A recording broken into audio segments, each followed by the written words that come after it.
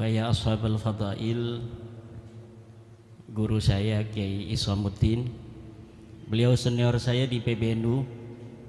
Kalau Bahsul Masail, beliaulah andalan PBNU untuk menghadapi berbagai macam masalah-masalah keagamaan di PBNU periode 2015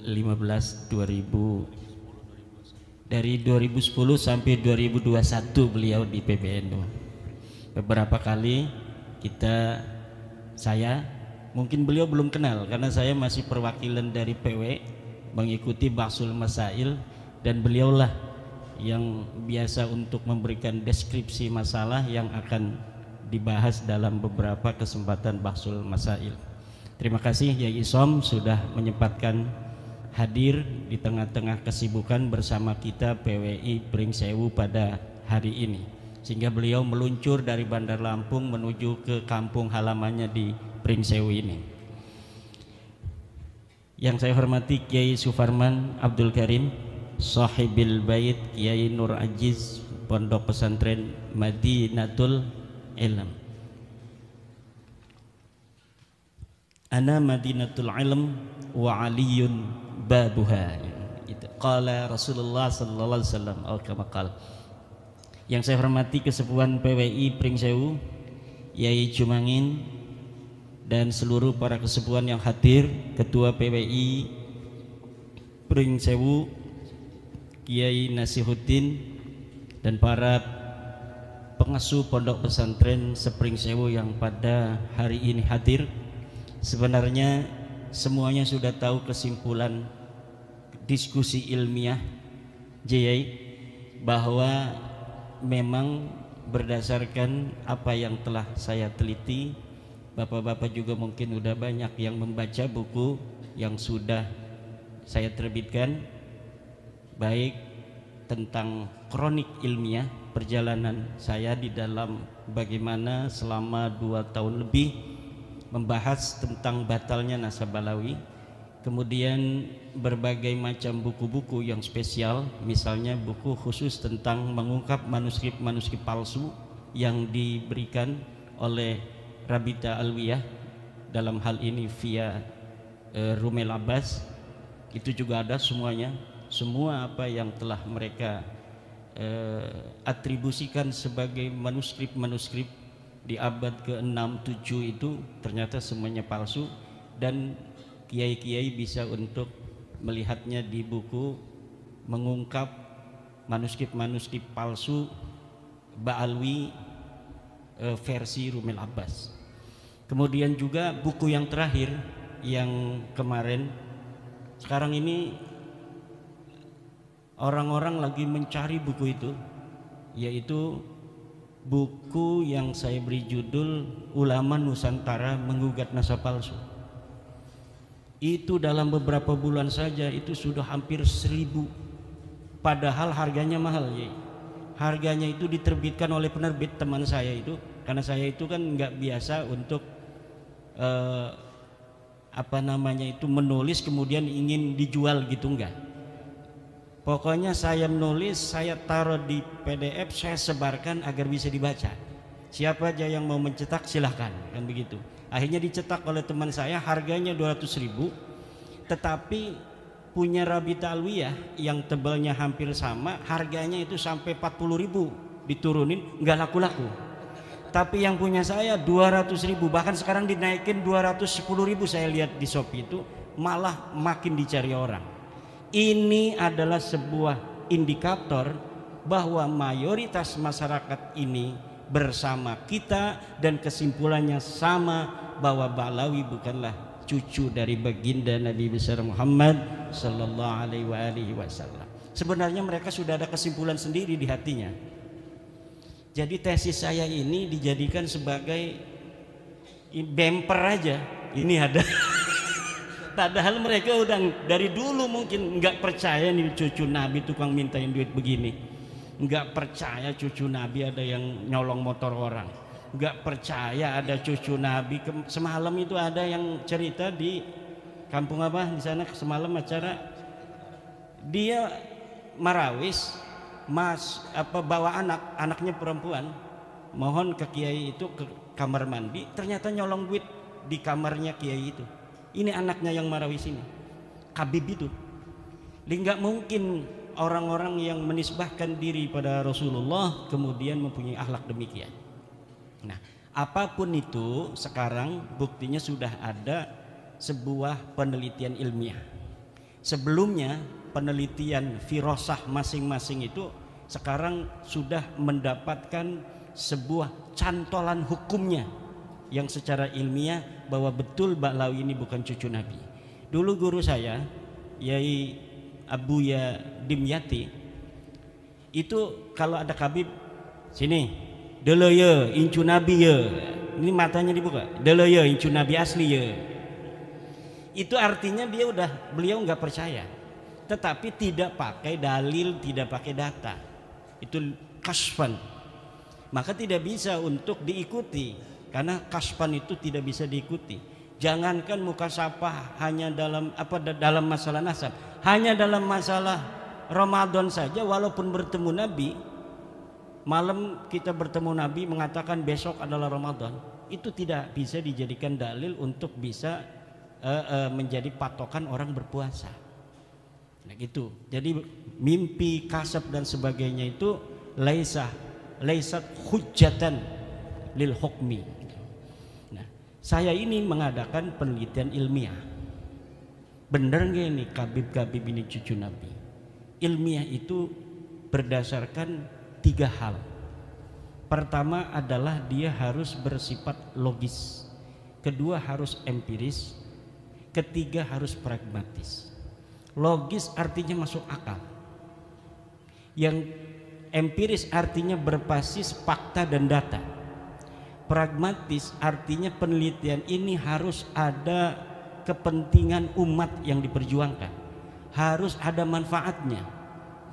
Nah, Ba'lawi mengaku cucu Nabi dengan segala akhlak yang mereka pertontonkan, pendawiran wama syabaha yang terjadi di berbagai macam lapisan masyarakat, bukan hanya di kiai, di pejabat, di pengusaha, termasuk yang paling empuk itu kiai, karena kiai itu husnudonya tinggi karena manhajnya manhaj ketum. Kalau yang manhaj ketum gampang ditipu, makanya jangan mau kalau dalam nasab ini pakai manhaj ketum. Ama ketum kita manhaj organisasi ikut beliau, tapi manhaj Ba'lawi jangan ikut ketum, karena kita bisa dijajah. Karena Ba'lawi itu hanya mau mengambil manfaat, mendawir, menekan, itu hanya kepada mereka yang masih husnudon. Kalau yang sudah merdeka, proklamasi saya keyakinan bahwa Ba'lawi bukan cucu Nabi, itu gendamnya Ba'lawi itu nggak bisa masuk ke kita. Gendam doktrinnya itu bahwa mereka cucu Nabi, kemudian mereka minta uang. Kalau misalnya nggak minta uang, kita ini sungkan, takut kualat, nggak barokah. Itu hilang apabila kita sudah proklamasi bahwa sesungguhnya Ba'lawi bukanlah cucu Nabi. Hal-hal yang mengenai penelitian ilmiah dan lain-lain saya serahkan pada Kiai Iman. Udah beres itu.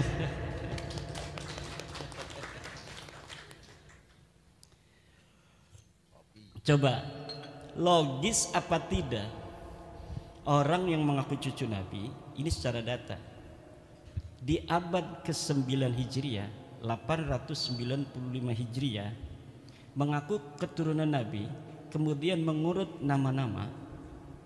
Ali bin Abu Bakar, namanya Asakron nih, 895 Hijriah. Nama saya Ali bin Abu Bakar bin Muhammad bin Abdurrahman As-Sigaf bin Maula Dawilah bin Ali Sahibud Darak bin Ali Al-Ghayyur bin Faqih Muqaddam bin Ali bin Muhammad Sahib Mirbat bin Ali Qali Qasam bin Alwi bin Muhammad bin Alwi bin Ubaid bin Ahmad bin Isa. Ahmad bin Isanya 345 Hijriah. Sementara di abad-abad itu sudah banyak kitab nasab. Di abad keempat katanya Alwi ini hidup 400 Hijriah, berarti abad kelima. Di abad kelima sudah ada kitab Tahdhibul Ansab karya Al-Ubaidili 435 Hijriah. Tidak ada di sana mengatakan Alwi ini adalah cucu daripada Ahmad bin Isa. Ahmad bin Isanya disebutkan dia punya anak, kemudian keturunan sampai beberapa keturunan, tapi tidak menyebutkan Alwi ini, buyutnya Rizik Syihab itu, sebagai keturunan baginda Nabi besar Muhammad. Ada juga di abad kelima itu kitab Muntaqilah At-Talibiyah kalangan Ismail Toba-Toba. Ismail Toba-Toba itu 470 Hijriah. Tidak menyebutkan juga bahwa Ahmad bin Isa punya anak namanya Ubaid. Ahmad bin Isanya disebut dia punya anak namanya Muhammad, dia punya anak namanya Ali, tapi tidak disebutkan dia punya anak namanya Ubaid.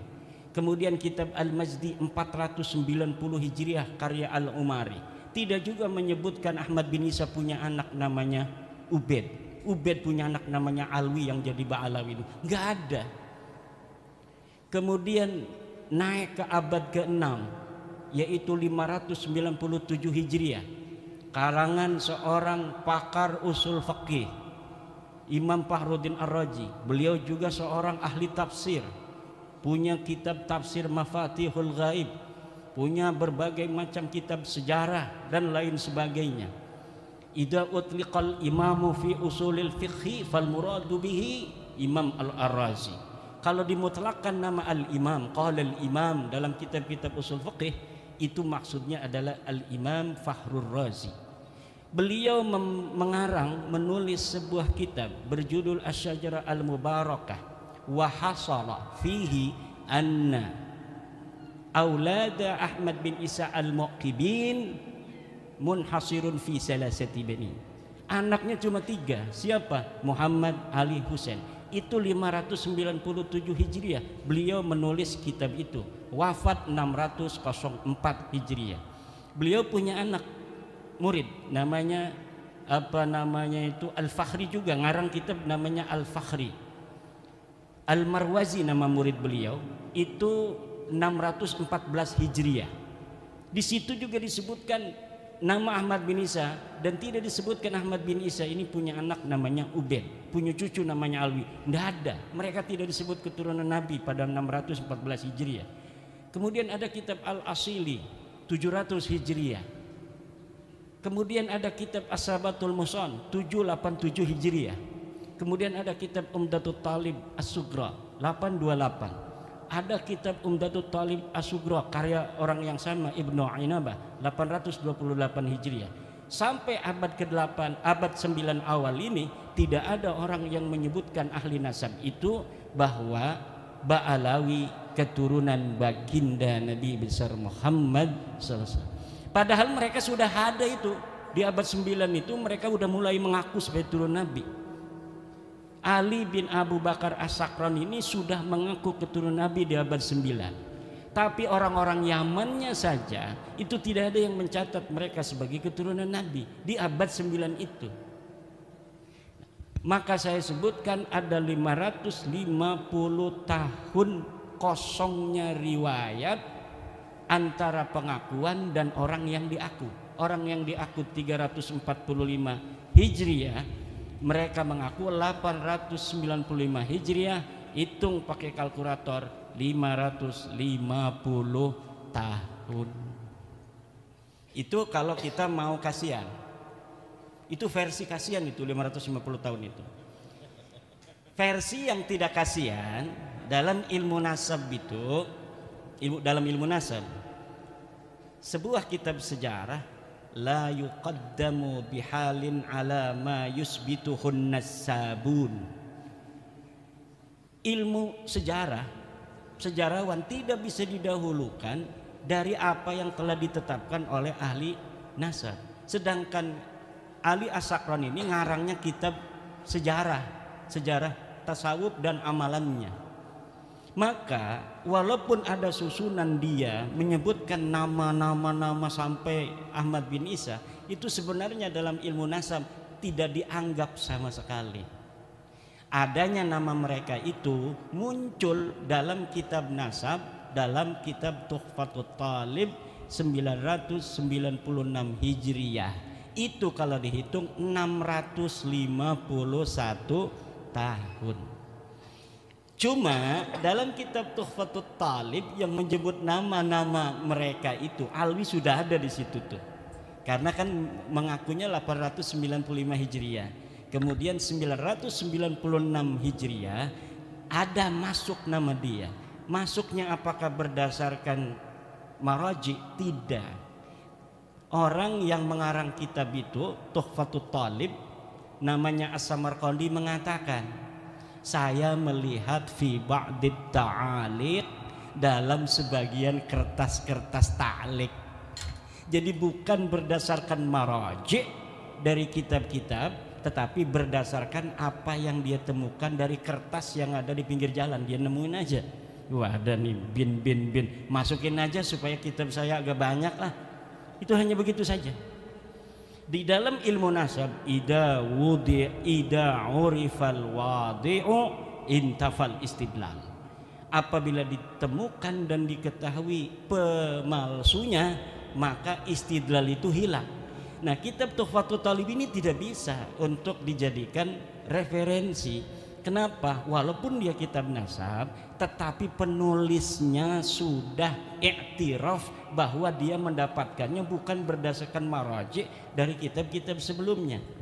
Sedangkan di dalam kitab nasab, nasab itu bisa diisbat hanya oleh kitab-kitab nasab. Jadi kitab-kitab nasab yang ada di sejak masa 199 Hijriah, Abnaul Imam fi Misra Wassam, itu Abnaul Imam kitab aslinya yang kemudian pada abad kelima dipalsukan, katanya ini karya Yahya bin Ismail Toba-Toba, padahal itu karya Ibrahim Toba-Toba yang wafat 199 Hijriah. Itu sudah ada kitab nasab, 199 Hijriah sudah ada kitab nasab, ditulis semua keturunan Imam Hasan dan Imam Husain. Gak bisa orang masuk-masuk sembarangan. Kemudian ada kitab Nasabu Quraisy, ada kitab Nasab Bani Quraisy, ada kitab As-Sam'ani tentang nasab, ada kitab Siri Silsilatil Alawiyah 340 Hijriah karya Abu Nasr Al-Bukhari. Tapi di situ bukan masa di mana Ahmad bin Isa hidup, jadi kita nggak pakai sebagai dalil. Yang kita pakai dalil mulai daripada kitab nasab yang bisa diakses paling tua, yaitu Tahdzibul Ansab karya Al-Ubaidili 435 Hijriah. Jadi kitab-kitab nasab itu sudah menafikan mereka sebagai turun Nabi. Ini kata Hanif Alatas, kalau tidak ada yang menyebut, itu bukan berarti dia tidak ada. Kalau misalnya ada yang menafikan bahwa Alwi bukan cucu Nabi di abad 5, baru bisa diterima bahwa Alwi itu bukan cucu Nabi. Tapi tidak ada orang yang menafikan Alwi sebagai cucunya Ahmad bin Isa di abad kelima. Alasannya begitu. Kalau Kiai Imad bisa menemukan satu kitab yang menafikan katanya Ubaid sebagai anak Ahmad bin Isa, Alwi sebagai cucu daripada Ahmad bin Isa, baru itu sahih. Kalau tidak ada yang menafikan, tidak, kata saya. Coba lihat dalam kitab tauhid yang kecil aja, kitab Syarah Aqidatul Awam. Kitab apa itu? Karya Ibrahim Lakani. Tuhfatul Murid ya. Tuhfatul Murid itu bagaimana? Sesuatu yang sah untuk dinafikan adalah sesuatu yang subut. Sesuatu yang bisa ditiadakan adalah sesuatu yang ada. Kalau sesuatu yang tidak ada itu tidak bisa ditiadakan karena dia sudah tidak ada secara ontologis. Sekarang ada yang tidak hadir, misalnya istri keduanya Kiai Suparman.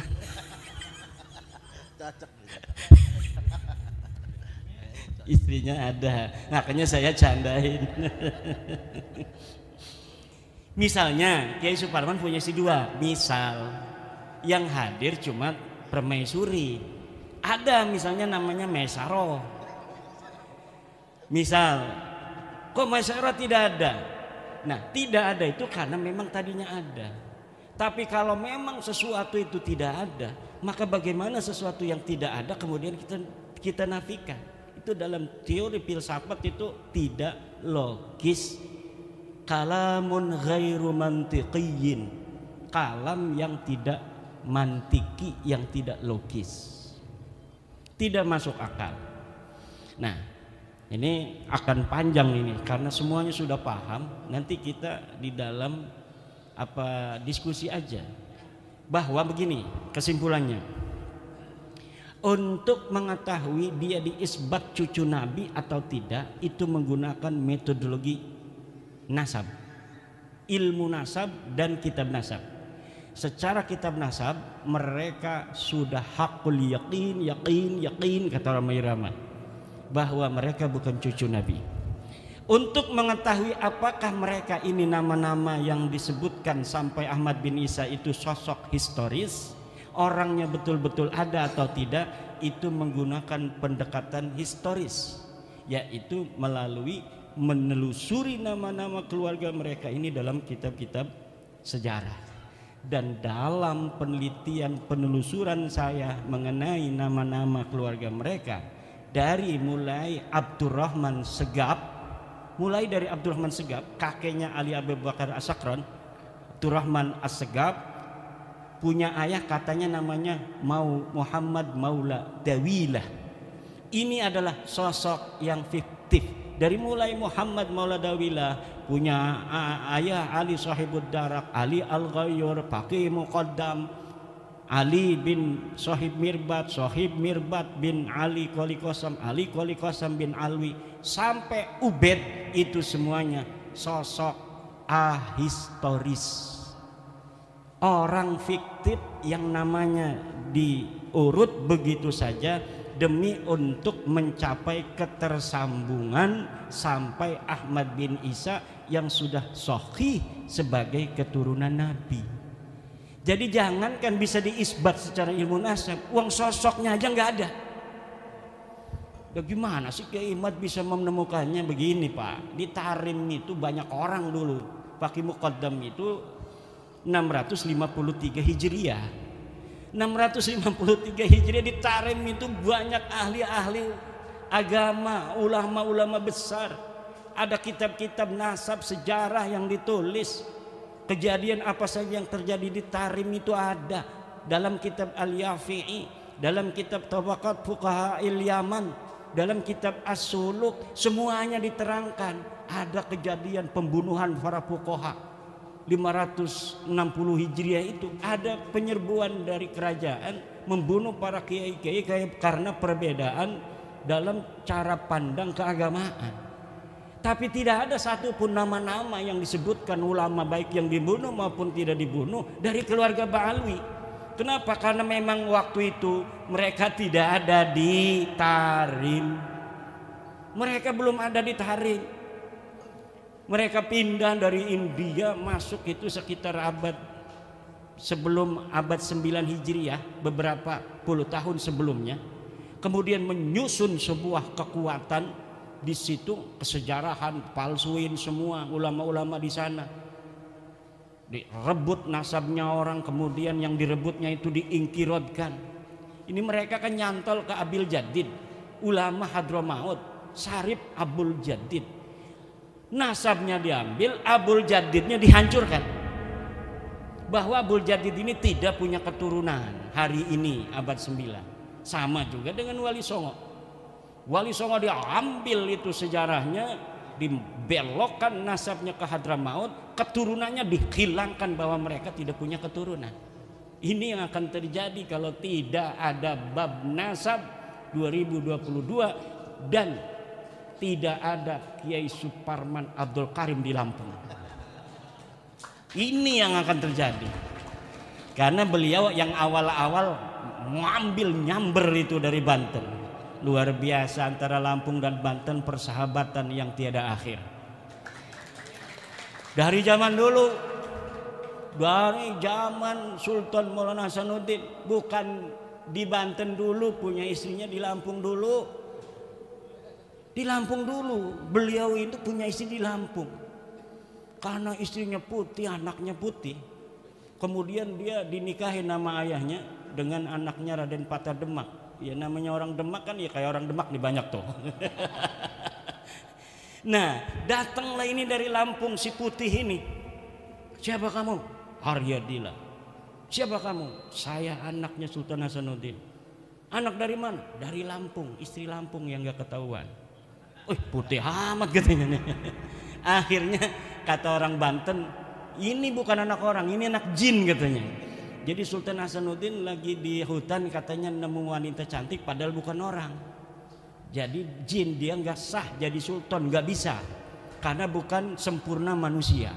Itu begitu politik zaman dulu tuh begitu, bikin hoak-hoak gitu, framing gitu, demi agar yang jadi sultan adalah anak dari Banten, Maulana Yusuf. Nah, tetapi persahabatan itu kemudian Maulana Yusuf menaruh anak-anaknya di Lampung. Kemudian Maulana Muhammad Nasruddin perang dengan penjajah di Palembang. Palembang ini lagi mau dijajah nih sama musuh. Itu yang ngebantu dari Banten dengan Lampung. Lampung, siap kita perang membela Palembang. Dari Lampung, siap. Lah ini sekarang ini nih, jangan-jangan ini cucunya waktu dulu itu. Nah, kemudian sejak masa Maulana Muhammad Nasruddin kepada anaknya Abdul Mafahir Mahmud Abdul Qadir, kemudian pada anaknya juga Sultan Abdul Ma'ali Ahmad, pada anaknya Sultan Tirtayasa. Sejak Sultan Tirtayasa itu kemudian baru ada Belanda di Banten. Di Lampung juga sama. Di sana dikuasai Belanda, secara politiknya ini juga dikuasai oleh Belanda, tetapi tetap masih rajanya Raja Banten, ini rajanya dari Lampung Banten.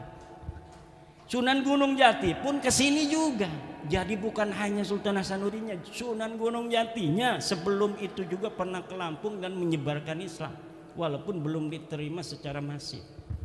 Nah makanya alhamdulillah bab nasab ini mengumpulkan yang terserak itu. Sejarah-sejarah kesatuan kesejarahan Nusantara ini hari ini kembali menjadi perhatian semua bangsa. Dan kebetulan saya yang pertama kali tertarik untuk itu, dan secara kesejarahan saya memiliki hubungan dengan berbagai macam leluhur-leluhur Nusantara ini. Jadi dulu itu di Banten itu ada ini ya. Jadi ada Sumedang, Banten, saingan. Tapi ada orang yang turunan Sumedang dan turunan Banten. Ini yang menjadi pengadem-ngadem, yem-yem. Dan itulah leluhur saya. Jadi yang bisa bikin adem ini. Kemudian dengan Mataram. Dengan Mataram saingan juga walaupun saudara, sama-sama keturunan Pemanahan, Ki Ageng Pemanahan. Tapi kemudian beberapa generasi Banten dan Mataram bersaing. Siapa yang bisa untuk merekatkan, mengadem-ngadem? Iya, namanya Raden Arya Wangsakara. Kenapa? Karena dia dekat keturunannya juga dengan raja-raja di Mataram. Jadi ini kebangkitan Nusantara hari ini itu tidak kebetulan, tapi memang sudah waktunya Baklawi ini ketahuan oleh Kiai Isom bahwa dia bukan cucu Nabi. Oke, tanpa penelitian saya Kiai Isom ini udah yakin 100%. Beliau orang yang sangat pemberani. Beliau berani jadi saksinya Ahok juga demi kebenaran. Kata Kiai Isom, dianggap kafir saya, tinggal syahadat lagi aja. Kata Gus Dur, orang dianggap kafir gampang sekali, jangan marah, tinggal syahadat lagi aja kok repot katanya. Nah demikian nanti kita kembangkan. Nah satu lagi itu dari nasab, sejarah fiktif kan, orangnya nggak ada. Jangan hadarat pada orang-orang yang tidak ada. Nanti ngeliang-liang ininya nih, Fatihah kita kemana-mana nggak diterima langit, nggak terima bumi. Ila hadrati faqih muqaddam. Jangan hadaratin dulu, buktikan dulu ada apa tidak itu orang. Nggak ada. Orang sibuk ngomong Fakih Muqaddam kafir. Ditanya sama Gus Ajis Jazuli, Yai gimana Fakih Muqaddam, setuju nggak kalau dia kafir? Kata saya enggak setuju. Kenapa Yai? Karena memang orang kafir itu harus punya taklif, mukallaf, syahsun, harus ada jongotnya ini. Sementara Fakih Muqaddam itu laisa syahsan tarikhiyan, bukan manusia historis, tidak ada di masa lalu, namanya hanya ditulis saja, kemudian sejarahnya satu persatu dirangkai, diglorifikasi pada ratusan tahun setelahnya. Semakin lama semakin besar itu glorifikasinya, seakan-akan kemudian diyakini lebih dari orang-orang historis. Padahal orang ini sama sekali tidak ada. Tetapi kenapa hari ini orang kalau hadarat Fakih Muqaddam kerasa masuknya? Itu perasaan-perasaan input informasi yang selama ini menjejal di dalam alam bawah sadar. Karena manusia itu bahkan mengalahkan Syekh Abdul Qadir Jilani. Karena manusia itu Pak, apa yang dia simpulkan adalah apa yang masuk daripada informasi-informasi yang tersedia. Walaupun dia kadang-kadang memahami bahwa informasi itu palsu, daripada tidak ada informasi, maka informasi itulah yang akan dia jadikan patokan untuk menjawab berbagai macam pertanyaan yang ada dalam dirinya. Untuk apa? Menenteramkan jiwa saja. Menenteramkan jiwa. Nah sekarang sudah tidak boleh lagi. Karena apa? Adzannul bayyinu khata'u itu la ibrah. La ibrata bidzannil bayyini khata'uhu. Tidak boleh dihitung, tidak masuk reken dzon yang sudah jelas salahnya. Jadi madhab ketum itu berbahaya untuk tradisi pendawiran. Ini orang yang masih mempunyai dzonnya ini sudah nyata salahnya, itu secara sosial akan melanggengkan tradisi pendawiran. Maka khusus dalam babu Ba'lawi jangan ikut madhabnya Gus Yahya. Bahaya untuk diri kita ini. Nanti kita akan bisa untuk didawir. Jadi kalau instruksi organisasi ikut siap, dalam kombes siap, dalam ini politik siap, dasar nanti dulu. Bahaya dalam pendawiran saya nanti. Nah, ada fotonya Gus Yahya di rumah. Ada kiai yang gak punya foto Gus Yahya, ada foto saya. Maka yang akan selamat dari kejelekan Ba'lawi yang ada foto saya. Yang ada foto Gus Yahya akan langsung ini husnudon ini. Fotonya juga ini orang husnudon. Tapi kalau ada foto saya, ini madhab Imadiyah. Wah, anti Ba'lawi ini, nggak bisa nih ditipu orang. Bagaimana kalau ada foto Gus Yahya, ada foto saya? Ini orang bingung, stres nanti Habibnya. Aduh bingung juga. Ada Gus Yahya, ada Kiai Imad, ini dua-duanya ini katanya la ilaha ulai wa la ilaha ulai mudzabdzabina baina dzalik. Dan ini banyak ini orang mudzabdzabin ini. Orang mudzabdzabin ini banyak hari ini. La ilaha ula wa la ilaha ula. Demikian sementara nanti kita kembangkan di dalam diskusi. Terima kasih. Assalamualaikum warahmatullahi wabarakatuh. Baik, kita memasuki termin kedua, yakni interaktif tanya jawab. Untuk termin pertama dari sisi kedua ini langsung kepada 3 penanya.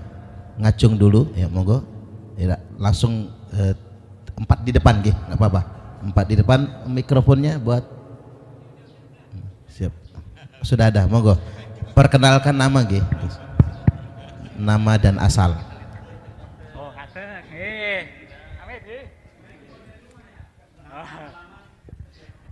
Assalamualaikum warahmatullahi wabarakatuh. Waalaikumsalam warahmatullahi wabarakatuh.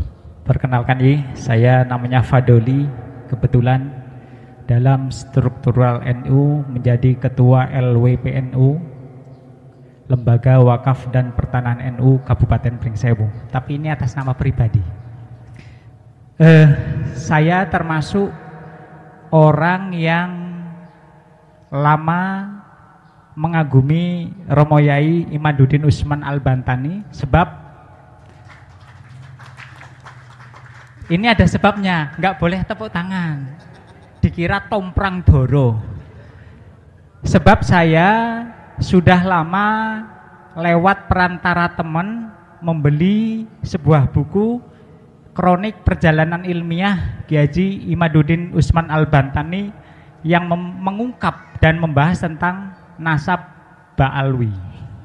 Hari ini saya bisa dipertemukan secara langsung dengan beliau antara teori ilmiah yang dihasilkan dengan hari ini langsung dengan orangnya, alhamdulillah energik, gagah. Terus yang kedua, analisa yang disampaikan oleh Romo Yai ini benar-benar makul, artinya jeli, teliti dan ilmiah. Oleh sebab itu ada hal yang sampai detik ini masih ganduli. Ini karena Pringsewu ini orang Jawa semua rata-rata masih ganduli atau termemori di dalam pikiran saya.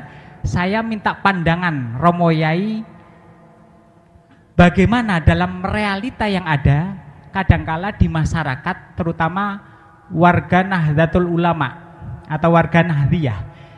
Ini dalam realitanya ini bagaimana cara menghadapi tips-tips orang yang mengaku turunan Rasul. Ini langkah kita bagaimana dikaitkan dengan negara kesatuan Republik Indonesia ini menganut asas Bhinneka Tunggal Ika. Jangan sampai salah langkah. Ini Polri hadir nggak? Jangan sampai nanti teguran kita mengganggu Kamtibmas. Ini langkahnya gimana? Karena kita menganut asas Bhinneka Tunggal Ika. Satu. Yang kedua, diskusi ini adalah menjaga kesucian nasab Rasulullah Shallallahu Alaihi Wasallam.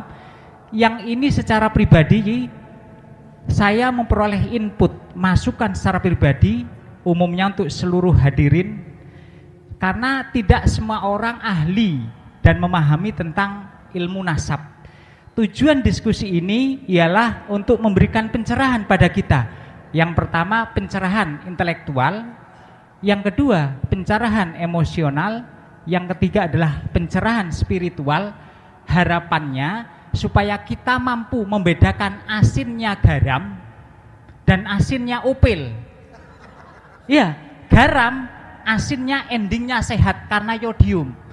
Opel saya cocok dengan yang disampaikan oleh Kiai Haji Isamuddin. Ini kalau opel ini asin tapi penyakit, jangan sampai penyakitan kita. Maka diskusi ini bukan hanya sekedar tepuk tangan. Saya sangat cocok bagaimana ini nanti Yai dan Gus Isamuddin atau yang lain forum, kita harus ada action nyata. Apa aplikasi action nyatanya? Setelah diskusi ini coba bikin sebuah petisi, pernyataan, tanda tangan supaya negara hadir untuk bagaimana ini tidak jadi fenomena dalam masyarakat. Kita bikin pernyataan yang ditembuskan ke PC, PW, PCNU, PWNU, PB supaya negara hadir dengan instrumen yang ada, Kemendagri, Jaksa Agung, Kementerian Agama, untuk mendorong supaya oknum-oknum yang mengaku dzurriyyatur Rasul diadakan tes DNA. Ini kayaknya sangat efektif. Cocok? Ojo mung tepuk tangan toh, action nyata nanti. Nanti Gus Isom tanda tangan, saya di bawahnya berani, tapi tetap beliau yang di depan. Gitu aja. Sekian. Ini untuk yang kedua ada follow up yang diminta dari seluruh jamaah. Terakhir untuk Pak Yai Suparman, ini nanti kita taunya warga masyarakat PW itu taunya Persatuan Wartawan Indonesia. Harapannya Yai Nasiruddin ada kiprah nyata dibikin setiap kecamatan. PWI, karena nanti asumsi dan persepsi dikira wartau, sedangkan perjuangan Wali Songo Indonesia harapannya setiap kecamatan diadakan PAC dan PAC PWI sampai ke ranting gitu aja. Assalamualaikum warahmatullahi wabarakatuh. Sun Yai Fadoli. Langsung ke kedua. Langsung lanjut yang Moga. kedua. Asmani ya? Alhamdulillah. Nama saya Khairul Anwar. Saya ikut Pak Ustadz Fadoli di PWNO, saya selaku Ketua Les Bumi. Nah, jadi karena membawa amanah dari guru saya Profesor Dr. Agus Sunyoto. Tadi sudah disinggung terkait tentang nasab-nasab dari Bu Alawi, tetapi tadi belum disinggung Atlas Wali Songonya. Nah, ini harus dikolaborasi agar dalam kita menggawangi Islam Nusantara menjadi kuat dan kokoh. Karena apa? Tadi disebutkan banyak sekali orang-orang londo, apalagi londo blangkon. Nah, banyak londo blangkon, orang-orang Jawa sing menyaplok ngaku-ngaku nasabe Wali Songo. Padahal dia orang biasa saja yang pakai sorban, pakai ceramah di medsos jagoan. Tapi ini hanya ngaku-ngaku dzuriyahnya Wali Songo. Nah ini saya mengusulkan kepada PWI Pusat nanti agar ada penguatan kapasitas terkait para pengurus dan aktivis di PWI agar supaya tidak gagal faham bahwa PWI itu adalah persatuan wartawan tapi perjuangan Wali Songo. Apalagi ada laskarnya, komandan laskar juga harus mempunyai jiwa kesatria dalam menegakkan Dzurriyatul Rasul ini. Jadi saya berharap bagaimana strategi yang jitu untuk kita mampu melakukan penguatan kepada tim-tim kita dulu sebelum ke yang lain-lainnya. Kalau di abad 4, 6, 7 jauh banget yang bahas ini, tetapi di abad 12 ke atas, zaman Mojopahit, zaman Mataram, sampai pada zaman Wali Songo yang hari ini tentu agak bisa diterima secara logis maupun empiris. Terima kasih, pertanyaan dari saya seperti itu agar supaya nanti ada strategi khusus dalam penguatan untuk agar kita bisa membumikan Islam Nusantara. Les Bumi biar masuk ke seluruh pelosok negeri. Terima kasih. Assalamualaikum warahmatullahi wabarakatuh. Matosun Kiai Khairul Anwar. Yang kedua tadi masih di depan semua. Masih di depan semua. Ada 4 depan, 4 dulu nggih. Nuwun sewu niki kula kalih ngadeg nggih. Nggih. Supaya jelas. Biar masuk TV. Masalah bahasane kula ya ora iso jelas. Wong Jawa ora jelas Jawane, Indonesia orang ngerti tatanane. Maaf Kiai. Nggih. Dadi sing ajeng kula tangletke langsung niki perkenalan kula Ki Rohani Sidik. Suriah Nahdlatul Ulama Kecamatan Pagelaran. Hebat kan?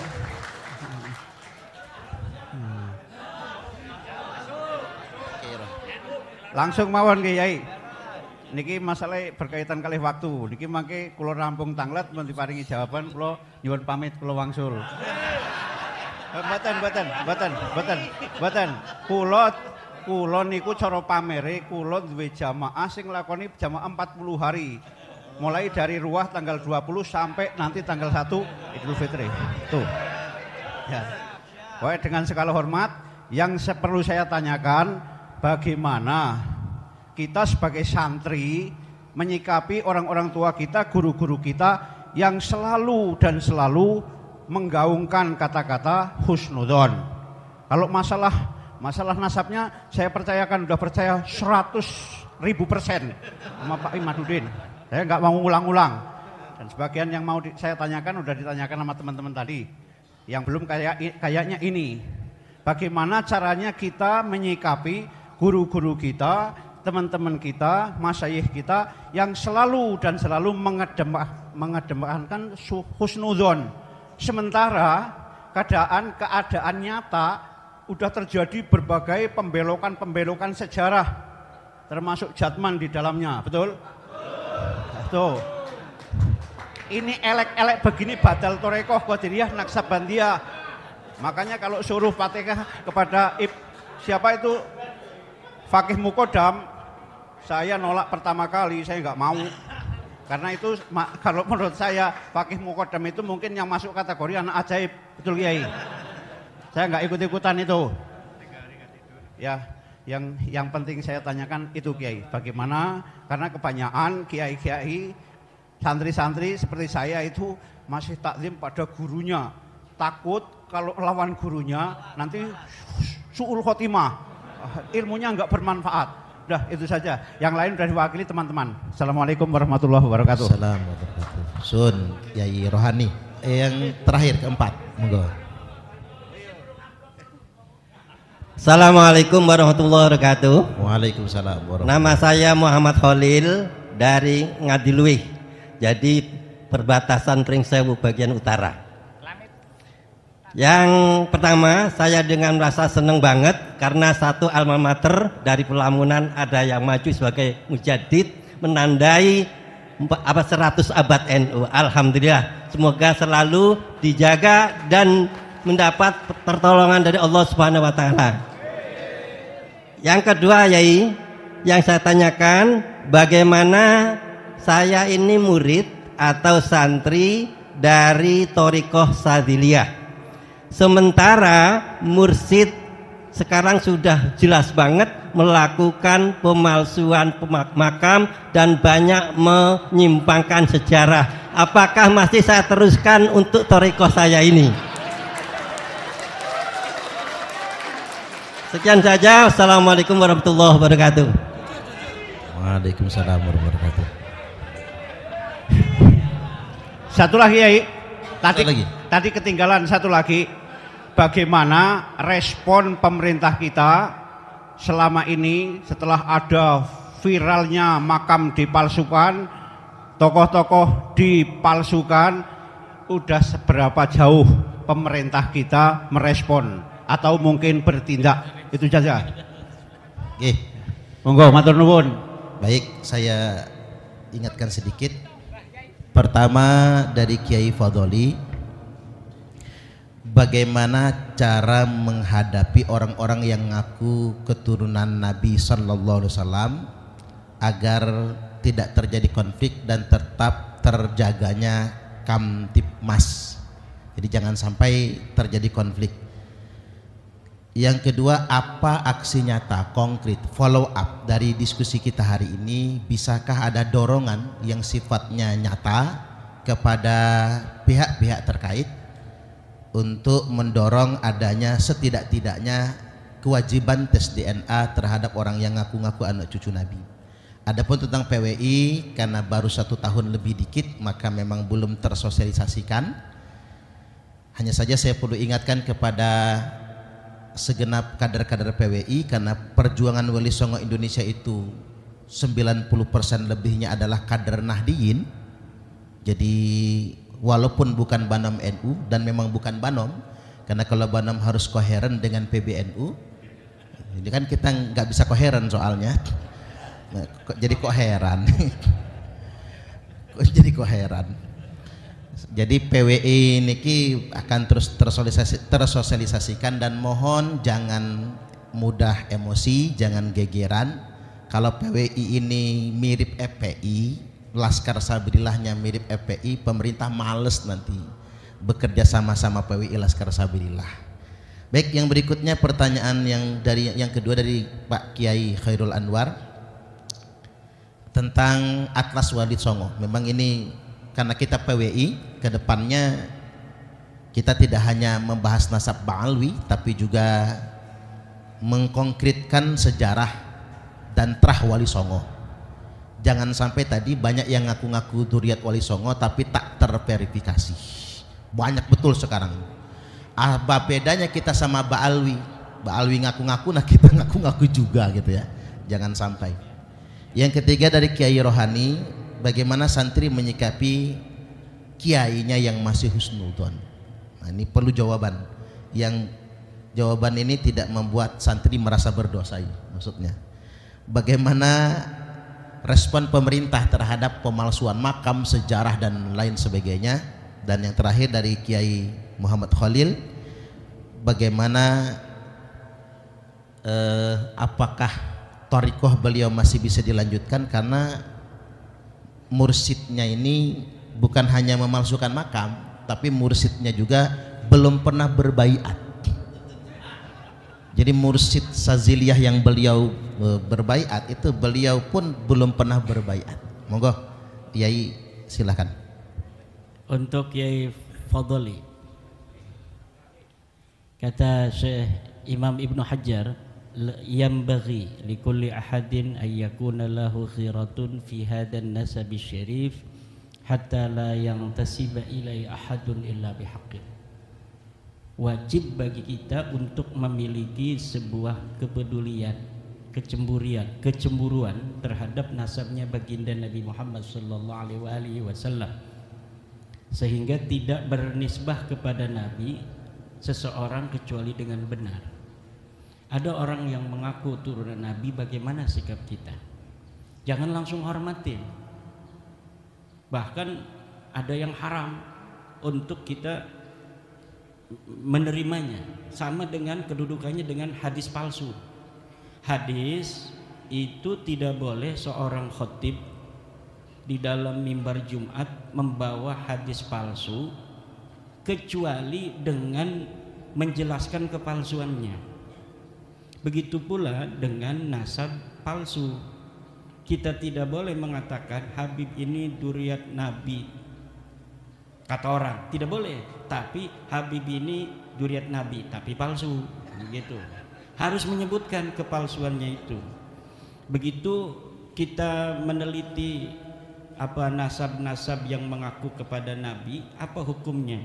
Sama dengan meneliti orang-orang peneliti tentang hadis Nabi.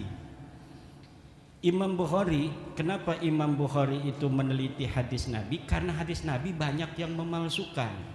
Ada kepentingan madhab, ada kepentingan daerah, ada kan hadis-hadis tentang fadilah Syam. Nah, orang-orang Najd pengen juga ada hadisnya, bikin hadis palsu. Orang-orang dari daerah Maroko bikin juga, orang dari Banten, afdolun nasi fi Nusantara Banteniyun. Nah, bisa aja, tapi diverifikasi apa betul ini Nabi dulu pernah mengatakan demikian. Bagaimana caranya? Untuk meneliti hadis kita menggunakan cara verifikasi hadis. Adakah ittisalus sanad baina rawin wa rawin? Kemudian ma'qul apa tidak? Mukhalifun lil Quran apa tidak? Mukhalifun lil ijma apa tidak? Kalau mukhalifun lil qiyas fihi khilaf. Tapi mukhalifun lil Quran dari sisi matannya itu jelas hadis itu merupakan ciri-ciri wadah, ciri-ciri palsu. Begitu pula dengan orang yang mengaku turunan Nabi. Lah orang mengaku turunan Nabi, ane cucu Nabi, ane mau haul abah, ane butuh sapi 3. Udah, kiai 1 supaya barokah pondoknya banyak santrinya. Kenapa sih sehari ini kiai-kiai itu masih ada yang menganggap dirinya banyak santrinya karena barokah itu? Karena mereka mengungkapkan keberkahan itu. Jadi ketika masuk ke dalam pikirannya kiai itu, yang sering ngomongin keberkahan itu adalah para kabib-kabib yang dawir ini. Jangan-jangan memang saya berkahnya dari dia. Padahal keberkahan dia karena daripada doa gurunya, doa orang tuanya, doa masyarakatnya, doa muridnya. Itu seakan-akan dilupakan semua. Karena ibunya hanya mendoakan, tapi dia tidak pernah mengatakan ibu selalu mendoakan engkau supaya barokah. Tidak. Gurunya juga begitu. Tetapi si kabib-kabib ini selalu mendemonstrasikan seakan-akan mereka lah orang yang paling berjasa bagi kita. Dan itu bukan hanya untuk level pondok pesantren, bahkan level Indonesia. Level hari proklamasi. Katanya itu berkah daripada Habib Alwi Kuitang, namanya Habib Ali bin Abdurrahman Kuitang. Bahkan diusulkan 2018 sebagai calon pahlawan nasional. Kemarin sudah terbukti dari KTLF dari Belanda bahwa dia adalah antek Belanda. Dapatnya pun lebih hebat daripada Utsman bin Yahya. Kalau Utsman bin Yahya dapatnya penangnya itu cuma 1, Habib Ali bin Abdurrahman Kuitang dapatnya 2, dan ini bisa dikonfirmasi di Leiden Library yang ada di internet. Masuk bapak-bapak, kiai-kiai ke perpustakaan Leiden yang ada di internet, kemudian klik digital collection, tulis Ali bin Abdurrahman Al-Habsyi Kuitang, muncul itu fotonya dengan 2 bintang penghargaan dari Ratu Belanda. Itu 2018 mereka ingin sudah bahwa dari mereka ada yang jadi pahlawan nasional. Ditolak sama Departemen Sosial, Kementerian Sosial. Seorang Balawi lagi dari Kalimantan, dia usulkan hampir aja 2021-2022 itu akan diangkat. Akhirnya turun para sejarawan, Profesor Anhar Gonggong. Ini bukan pejuang. Sultan siapa namanya itu? Sultan Hamid. Ini adalah pengkhianat bangsa Indonesia. Itu sudah mau diangkat jadi pahlawan nasional. Karena apa? Bahaya kalau orang-orang yang tidak seharusnya menjadi pahlawan kemudian dianggap pahlawan hanya karena dia diangkat sebagai pahlawan nasional. Ini adalah untuk sedikit demi sedikit mereka merampas daripada kesejarahan kita. Orang-orang yang dulu tidak pernah berjuang bahkan berada di dalam barisan Belanda kok hari ini pengen menjadi pahlawan. Pengkhianat masa lalu hari ini hanya dengan cerita palsu dan kualat modalnya kemudian akan menguasai daripada kesejarahan kita. Ini yang terjadi, Kiai Fadli. Jadi aneh cucu Nabi, mana susunan silsilahnya? Oh ini pakai muqaddam fiktif. Mana tes DNA-nya? G, India, itu mah gitu orang Kaukasus. Mana sejarahnya? Kitab-kitab sejarahnya? Husnudzon aja, nggak mau. Begitu, itu harus tegas kita. Kemudian untuk Kiai Les Bumi. Emang Les Bumi ini ketuanya sekarang ini Kiai Jadul Maula itu adalah ketua lembaga Banom NU yang berani ngundang saya di pondoknya di Kaliopak. Dia nggak takut-takut ngundang saya di sana di Kaliopak. Akhirnya ditegur, kenapa ngundang Kiai Imam? Kiai, waduh saya ditegur ini. Biarin aja kata saya, masa anak buahnya Kiai Agus Sunyoto takut.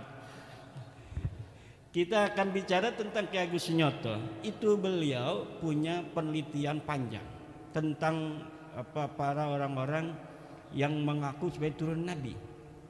Kenapa? Karena Wali Songo diatribusikan ke Ba'alawi oleh kaum Ba'alawi. Kemudian Profesor Agus Sunyoto ini meneliti secara manuskrip masa lalu bahwa ditemukan kapan itu dibelokkannya Wali Songo ke Ba'alawi. Itu sama dengan hasil kesimpulan saya. Itu baru di antara 1930 1969. Apa itu? Hari produktifnya Salim bin Jindan. Karena apa? Semua narasi dan proposisi bahwa Wali Songo adalah Ba'lawi, termasuk manuskrip tentang Syekh Khalil Bangkalan. Saya pernah ke Bangkalan bertemu dengan cucunya yang punya manuskrip, katanya ke Ba'alawi, Sunan Gunung Jati, Sunan Ampel, Sunan Giri, dari naskahnya Mbah Khalil Bangkalan. Kata saya, ini siapa yang nulis? Apakah Mbah Khalilnya? Bukan, ini seorang Habib namanya Salim bin Jindan. Itu sebelum bab nasab. Rumel itu katanya punya manuskrip arba'innya Syarif Abil Jadid.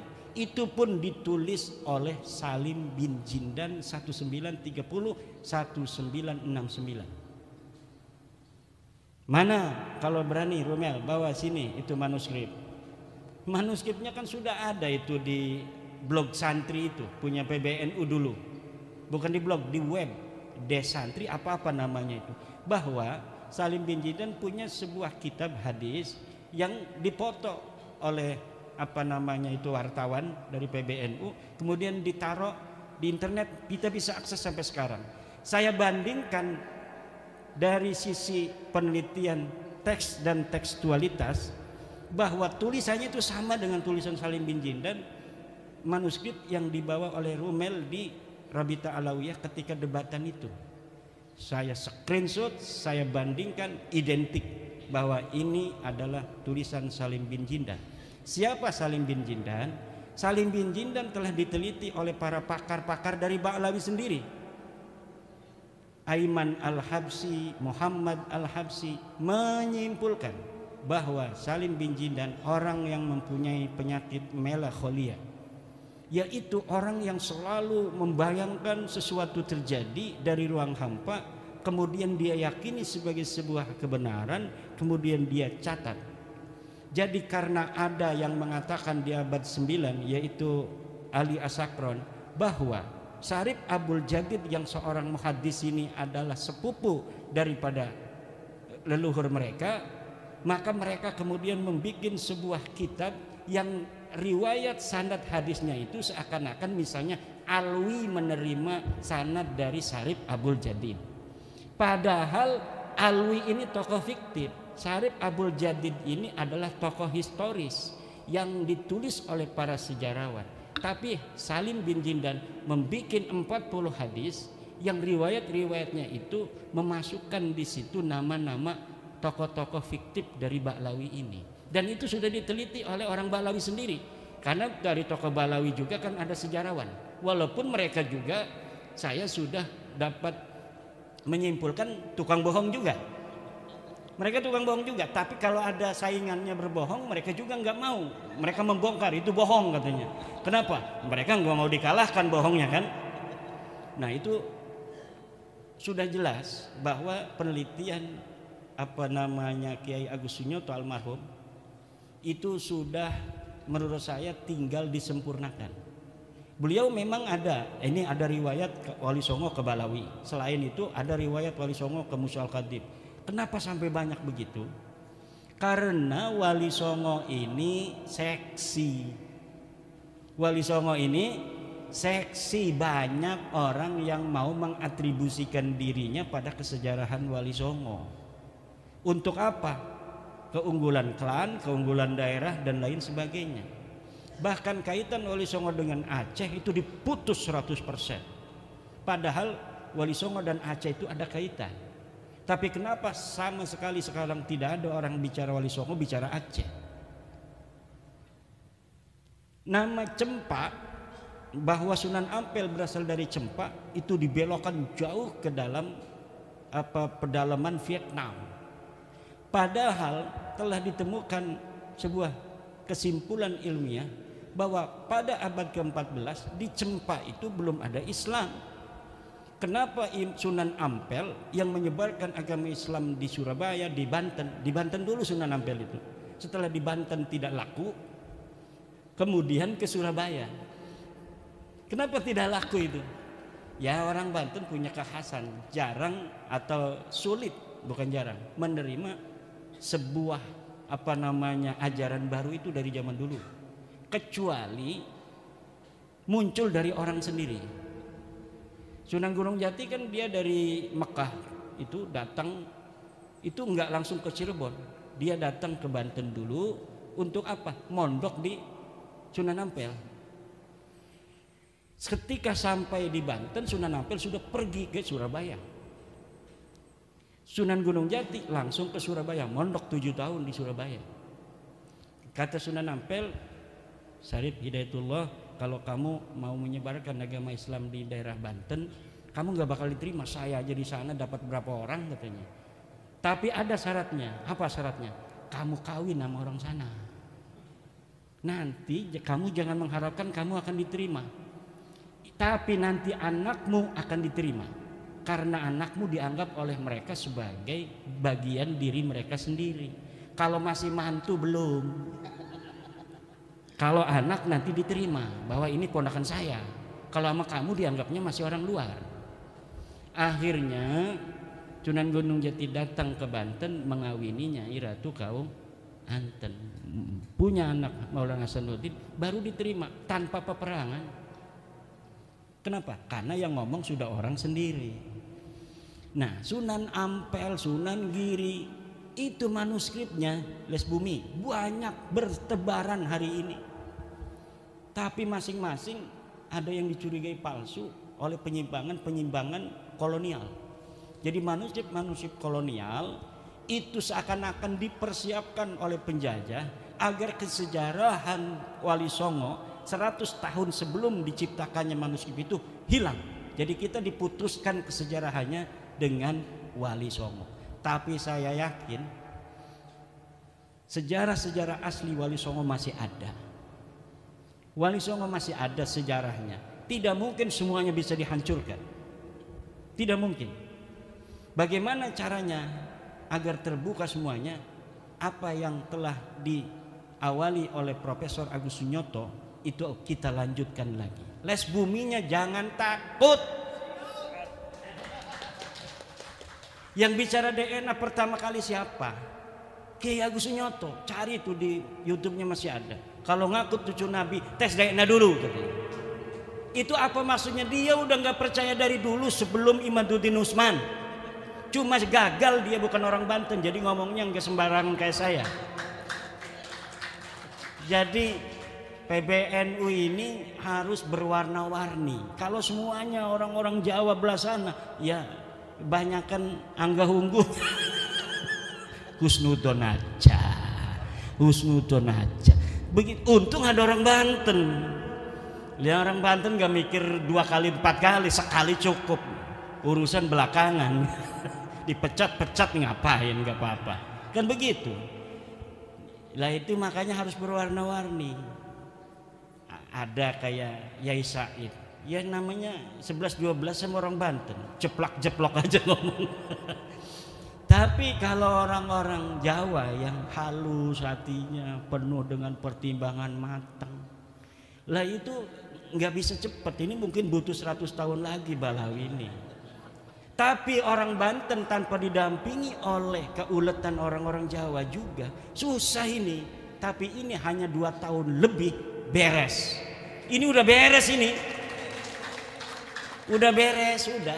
Tinggal ini mah penghiburan diri mereka saja. Ada sedikit orang nangis kayak Roma Irama bertobat. Begitu-begitu aja. Sampai ada yang keliling ke Mekah. Ngutus orang ke Mekah, nemuin kiai-kiai Mekah, sayyid-sayyid Mekah yang punya murid di Indonesia agar berpesan muridnya jangan ikut sekte Imadiyah. Ada yang sudah ikut kan, Yai Ja'far dengan penelitiannya juga. Itu sampai gurunya dari Mekah bikin voice note bahwa engkau harus menghormati para sadah. Kata Kiai Ja'far, coba dibalas tuh gurunya. Iya, saya hormati sadah, tapi Balawi bukan sadah. Ngelawan dia sama gurunya juga. Kenapa itu?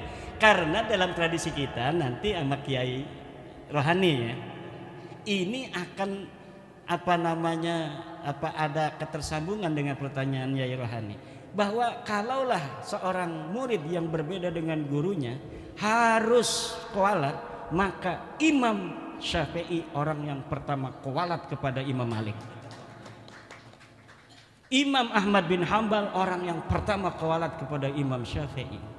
Abu Hasan Asy'ari orang yang pertama kualat kepada Ali Al-Jubai.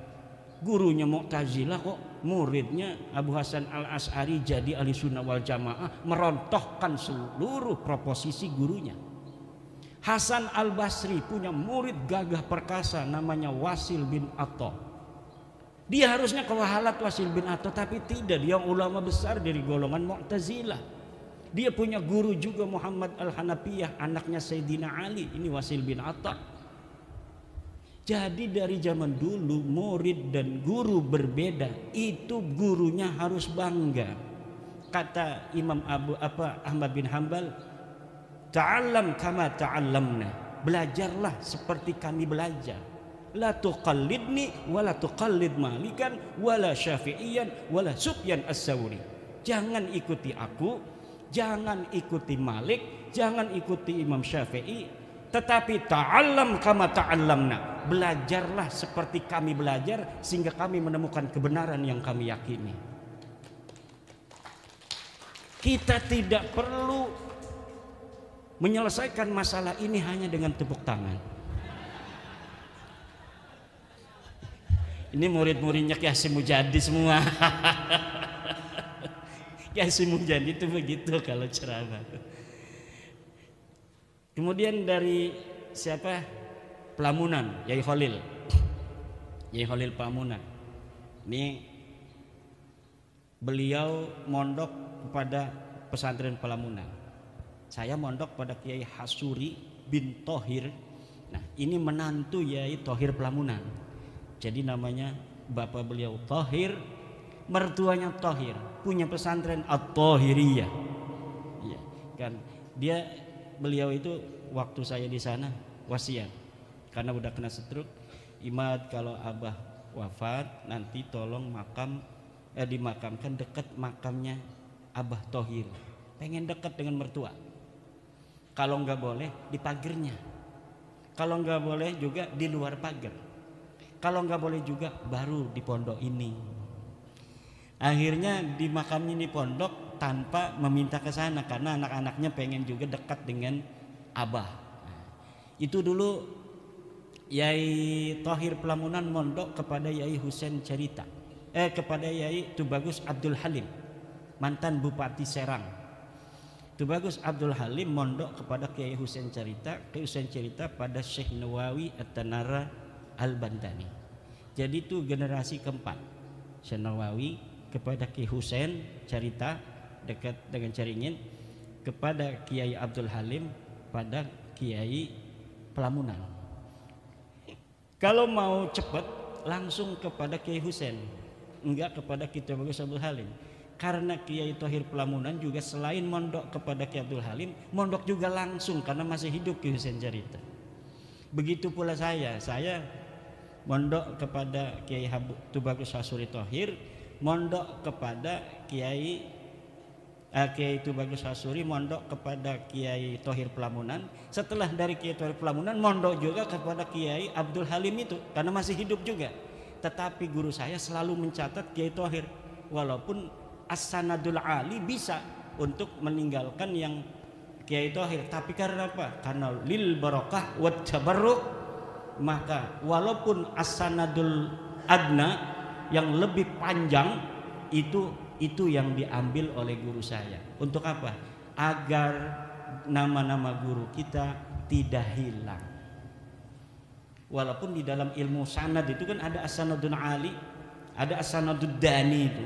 Kalau lebih sedikit itu hebat. Kalau panjang itu nggak hebat, berarti kalah sanad. Kalah tua dia. Tetapi guru-guru kita itu milih yang panjang karena takut nama-nama gurunya hilang. Walaupun gurunya itu tidak sehebat dengan nama gurunya yang di atas. Itu akhlak juga. Disitulah baru al-ilmu fauqal adab. Bukan berarti adab segala-galanya mengalahkan ilmu, husnudon di atas segala-galanya mengalahkan ilmu. Tak aya anu kitu. Tak aya. Kata hadis Nabi, ihtarisu apa Kiai? Ihtarisu minan nasi bisu'idzan. Ini ada hadisun qalahu Rasulullah. Jaga dirimu jangan sampai kena belai dengan apa? Bisu'idzan, dengan suudzon. Jadi kita menjaga diri kita agar tidak didolimi orang itu dengan suudzon. Bahkan Al-Quran mengatakan inna ba'da dhanni ismun. Sebagian daripada don begitu itu dosa besar. Udah jelas bukan cucu Nabi, husnudzon aja. Bos, dosa bos. Pokoknya udah ada barokahnya. Yang lain juga banyak barokah bos. Ini kita ngaji Sapina dulu. Kita juga ngaji Fathul Qorib bos. Enggak cuma Sapina bos. Ini husnudzon. Iya, orang-orang tua kita bagaimana katanya itu masih husnudzon. Iya kita jawab tadi, berani nggak jawab sama ketum begitu? Dari MWC datang kan hari Rebo ke PBNU. Assalamualaikum ketum. Inna ba'dad dhanni ismun. Ikhtarisu minan nasi bisu'idzan. La ibrata bidzannil bayini khata'uhu. Assalamualaikum. Udah begitu. Paling besok dapat dipecat. Ini jangan-jangan ketua les bumi dipecat besok. Berani nggak dipecat?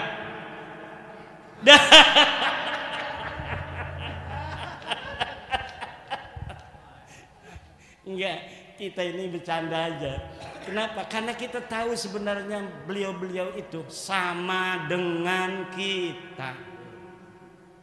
Sama dengan kita. Mereka juga sayang kepada masyarakat Nahdlatul Ulama. Tetapi ada pikiran-pikiran orang tua kita yang pikirannya lebih bijaksana daripada kita. Understand? Tadi tuh Kiai Fadoli itu terkaitnya. Jadi ada sesuatu yang besar yang masih dipikirkan. Kalau yakinnya udah yakin, mereka itu seyakin-yakinnya Balawi bukan cucu Nabi. Ngomong husnudon itu berarti enggak percaya. Mangkola bi husnudoni huwa fi yakinin annahum laisu min duriyatin nabi. Orang yang ngomong kalau ditanya husnudon aja, itu berarti enggak percaya. Understand? Jangan yes. Ini udah di chat itu ketua les bumi itu. Nah, bagaimana sanad thariqat Sadiliyah? Masih diterusin enggak? Batal apa? Batal gitu. Udah. Gimana bayat baru? Udah nyari bayat baru tuh. Mbah Halwani, Abuya Dimyati, na'rifu solahahum, na'rifu quwwata yaqinihim. Daripada kita berthariqah silsilahnya ada orang fiktif nanti, bahaya juga. Ngapain ada fiktifnya? Iya kan, saya juga thariqahnya dari Banyumas juga ada. Saya thariqah Khalidiyah Naksabandiyah dari Mbah Malik, bapaknya Mbah Malik, Mbah Ilyas. Mbah Malik itu thariqahnya Qadiriyah Naksabandiyah.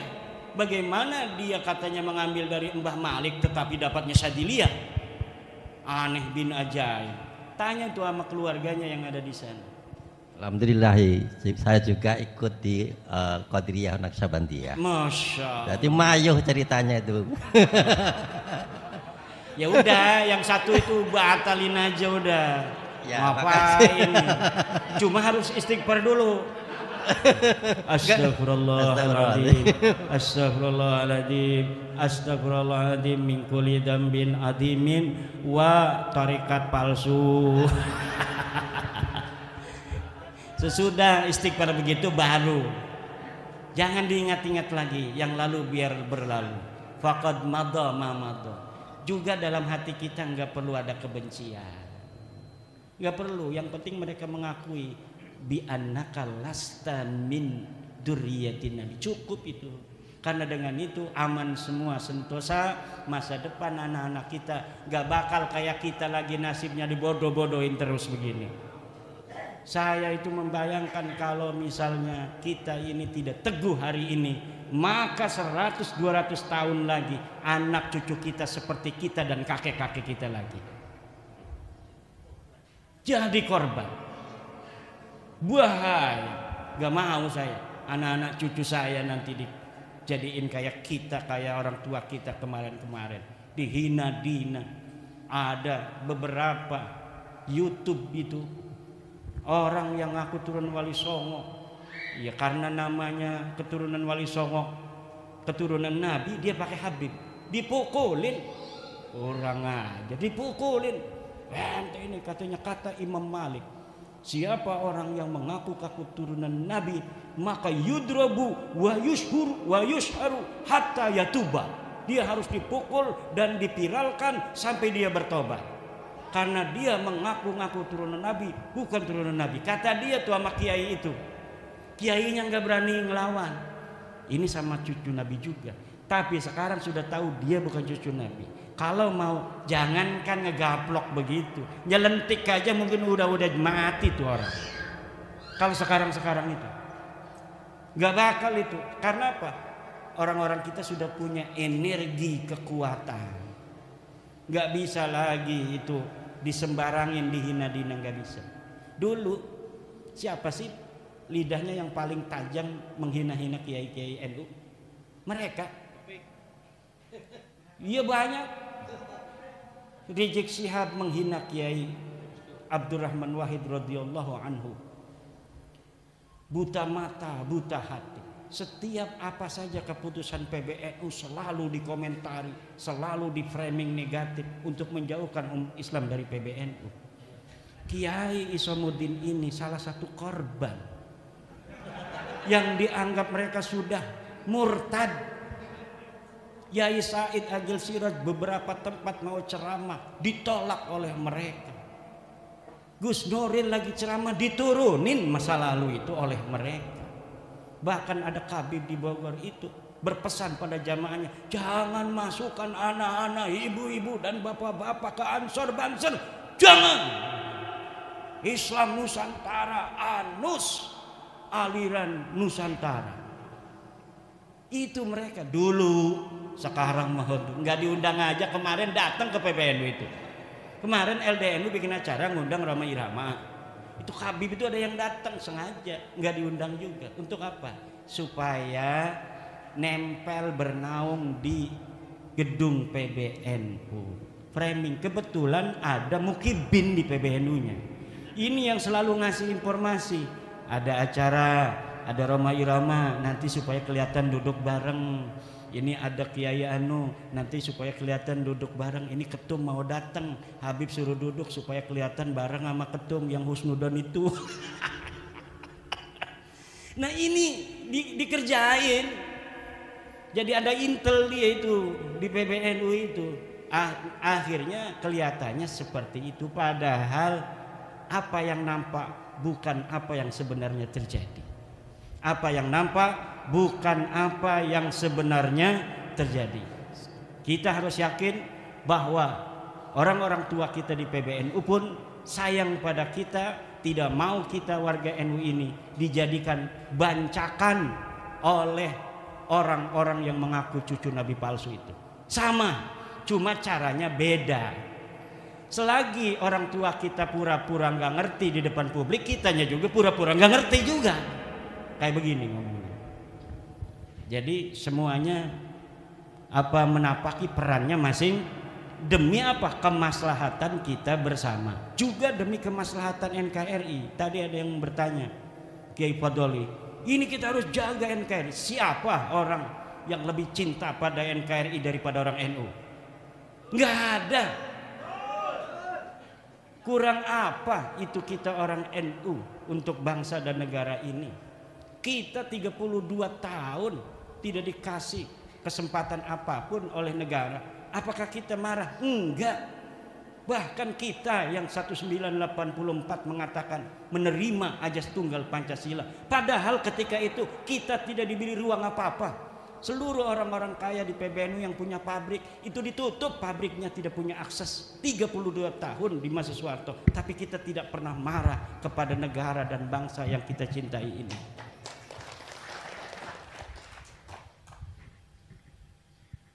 Semua peran-peran sosial, peran ekonomi, semuanya dihapus oleh negara pada saat itu kepada kita PBNU. Kita nggak pernah marah, bahkan kita menguatkan negara.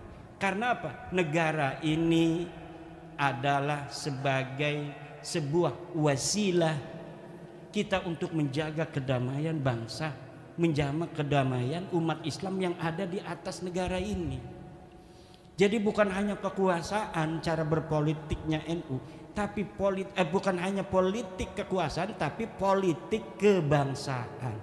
Apa artinya politik kebangsaan? Kita melahirkan pikiran-pikiran politik bagaimana bangsa Indonesia ini bisa aman, tentram, bisa makan, bisa minum, hak-haknya tidak bisa diambil orang.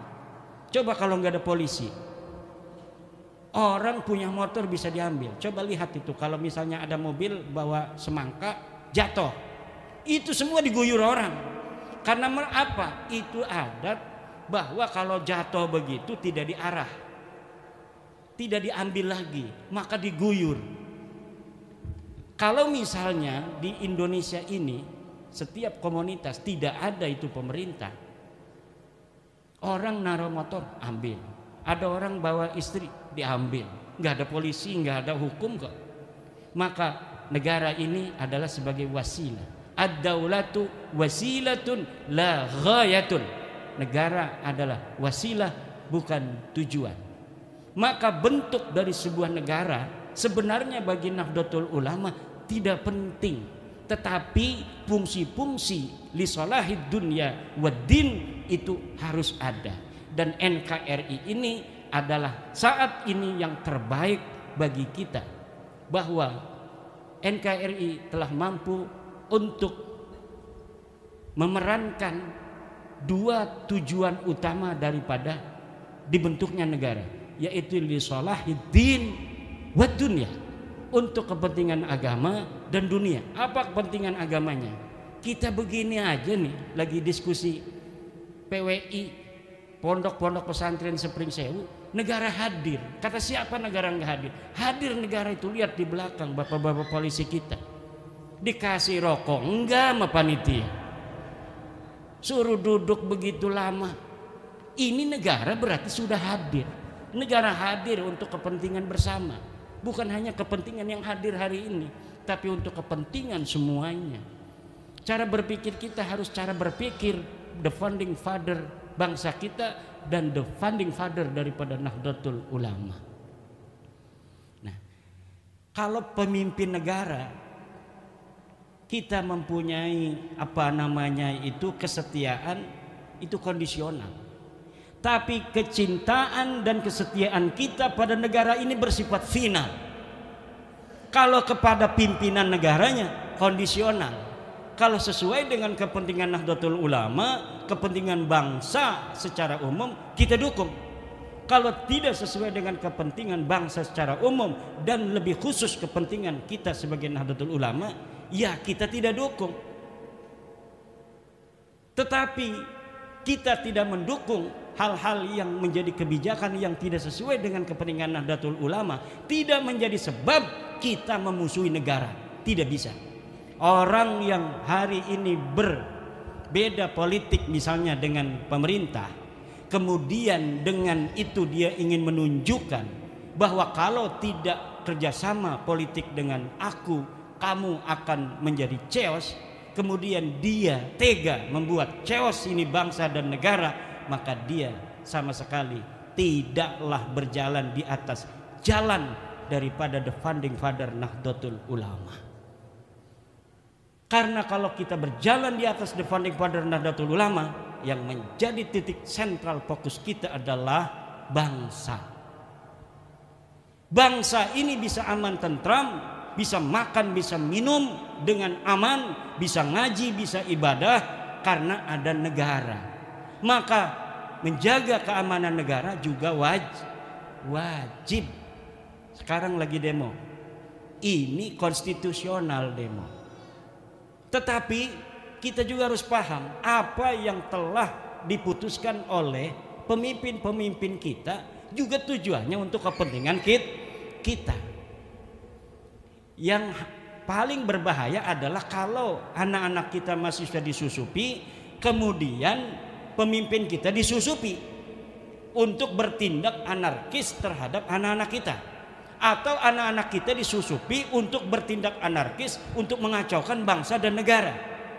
NU di sini selalu berperan sebagai sebuah wasit untuk kedamaian dan perdamaian, keamanan, ketertiban bangsa dan negara kita. Termasuk bab nasab itu pun cara berpikirnya sama, Kiai Fudoli. Kita yang harus paham. Ini udah selesai, Mbak Lawi bukan cucu Nabi. Rhoma Irama kan sampai nangis. Kenapa Rhoma Irama nangis itu? Karena dia terharu pada Habib yang ada di sebelahnya itu baik sekali. Rhoma mau ini ngambil tisu, diambilin. Ini Bang Haji gitu. Jangan batalin lagi ya dalam hatinya. Itu Rhoma terharu, ini baik banget ini Habib. Padahal saya batalin dia. Tapi kok baik banget dia. Enggak kayak Rizik Syihab. Rizik Syihab itu ketika dibatalin marah-marah sama Roma. Ada orang tua Bangka, penyanyi dangdut, dia mengaku-ngaku ulama, batalin nasab orang. Lah Roma Irama itu orang Banten, bos. Kalau ditantang-tantang begitu makin nyingkin. Makin nyingkin orang Banten, dia itu cucu daripada Sultan Tirtayasa dari ibunya. Nggak paham itu Rizik Syihab sama Bahar. Orang begitu malah ditantang-tantangin, makin menjadi dia, makin menjadi. Tapi ini si Kabib yang hadir di PBNU nggak diundang itu, dia paham. Ini Bang Haji, di Roma terharu, nasab udah gua batalin, lu ngambilin tisu gua. Terharu karena salah satu ciri daripada orang Banten mudah terharu. Mudah terharu. Ngobrol begini nih. Kalau lagi ngobrol seneng ketawa-ketawa, tiba-tiba ngomongin kakek yang udah mati waktu dulu pernah dikasih benting misalnya, itu nangis. Kalau lebaran nggak ada salah apa-apa, kita rangkul-rangkulan ya sambil nangis dulu tuh 2 menit 1 menit mah itu. Lagi ngobrol begini bisa nangis. Itu apa namanya? Ya mungkin ciri genetik. Ada Roma Irama itu memiliki ciri itu, walaupun tidak semua orang Banten begitu. Ini di framing Roma Irama bertobat, tidak lagi membatalkan nasab Balawi. Enggak begitu bos. Bang Haji Roma Irama sudah ngomong dari awal bahwa saya batalin nasab ente, tapi bukan berarti kita bukan sahabat lagi, Bib. I love you, kan begitu ngomong waktu dengan saya itu juga. Waktu sebelum dengan saya, dengan Rumel Abbas, dengan Guru Gembul ngomong begitu juga. Kita batalin nasab bukan berarti kita putusin hubungan. Yang dulunya ente jual minyak wangi ke rumah Ane, silakan jual minyak wangi lagi. Kalau Ane punya duit bayarin, kalau kagak ya ndak apa-apa, jangan maksa-maksa lagi. Yang punya tetangga Balawi nggak usah pindah rumah bos. Seakan-akan ketika dia bukan cucu Nabi kita jijik, kemudian enggak begitu. Lah Bang Haji itu begitu cara berpikirnya.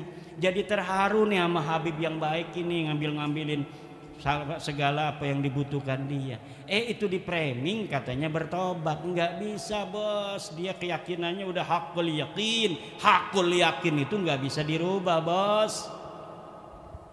Nih, ini yang ada masih mukibin hatinya. Apa benar ya? Lah ini masih mudabdabin bena dalika begini. Ini sampai rumah dia tuh begini. Hei bos, yang masih saya udah kasih sebenarnya. Udah kalau baca buku saya 690 halaman males, malam aja istikharah. Sholli sunnatul istikharati raqataini lillahi ta'ala. Allahu akbar. Niatkan bahwa kita ingin mendapatkan kejelasan Ba'lawi ini cucu Nabi atau bukan. Kemudian setelah itu salam berdoa, ya Allah, aku memohon daripadamu yang maha tahu. Saya bingung banget mengikuti diskusi di Pringsewu. Kiai Imad menerangkan dengan Kiai Isom. Hati saya tersayat, saya tidak terima bos. Ya Allah, katanya Ba'lawi bukan cucu Nabi, ya Allah. Saya bertanya sekarang kepadamu ya Allah yang maha tahu, yang maha rahman. Apakah Ba'lawi ini cucu Nabi atau bukan? Wassallallahu. Kayak Allah aja jawab begitu. Yang jawab Allah, nanti jangan kita. Nah nanti coba. Walaupun tidak mimpi, fa'alhamaha fujuraha watak. Jadi kalau model-model kita, kalau dikasih mimpi ketinggian derajat, paling-paling di dalam hatinya ini sudah mengkristal nanti sebuah keyakinan akan sesuatu. Dan saya yakin keyakinan itu adalah Ba'lawi bukan cucu baginda Nabi besar Muhammad sallallahu alaihi wasallam. Istikharah juga melahirkan keberanian karena kita menyandarkannya sudah kepada Allah Subhanahu wa taala. Kalau kita menyandarkan hanya kepada cara kita berpikir, belum kita menyandarnya pada Allah, kita takut salah. Jangan-jangan Kiai Imad ini salah. Udah istikharah saja, wahai para kiai, jangan banyak-banyak. Cukup 2 rakaat saja berdoa yang sebenar-benarnya doa. Ya Allah, ya Rabbi, saya ngelihat Kiai Imad ini pengen ngegintes saja ya Allah. Saya ini sudah muhibbin, sudah berpuluh-puluh tahun akan diberantas oleh Kiai Imad, Kiai Parman di Lampung, ngeselin ya Allah. Mohon petunjuk darimu, apakah benar Baklawi ini cucu Nabi ataukah bukan? Ini bukan buat Kiai Saroni, Kiai siapa? Rohani. Tuh yang di belakang ada mukibin. Jangan-jangan itu petugas kita dari Polri itu juga masih mukibin. Tolong istikharah Pak Polisi. Insya Allah hanya dengan 2 rakaat Allah akan beri jawaban. Ini sudah jam 1. Wallahu wal muwaffiqu ila aqwami thoriqin. Wassalamualaikum warahmatullahi wabarakatuh. Sudah lapar ya ibadnya. Nanti ngobrolnya sambil santai saja. Mungkin sementara kita cukupkan dulu. Ya, Sungi. Dan saya kembalikan ke pembawa acara. Wallahul muwaffiq ila aqwamit thoriq. Assalamualaikum warahmatullahi wabarakatuh.